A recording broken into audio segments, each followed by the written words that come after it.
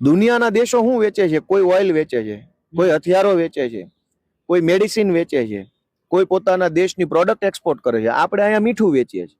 Kilo ખાંડ, kilo મીઠું, kilo સિંગ તેલ, કિલો ચણા, આ બજેટમાં લખ્યું છે.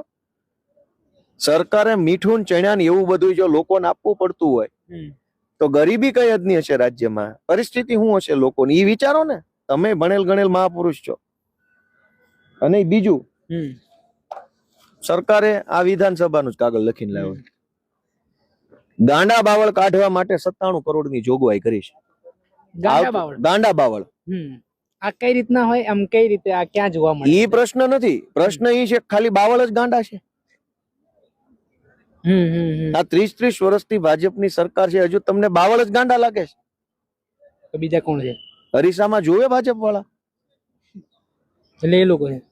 અરે જુએ એને, અરીસામાં જોશે તો ખ્યાલ આવશે ને કે શું શું છે એમ. 97 કરોડ રૂપિયા ગાંડા બાવળ કાઢવાની જોગવાઈ. આમાં વિશ્વગુરુ બનવાનું ગાંડા બાવળ કાપીને. આટલું તો તમે અમારા ખેડૂતોને છૂટ આપો ને તો બે ધારિયા આવતા જતા મારતા છે ને ગાંડા બાવળ ખલાસ થઈ જાય.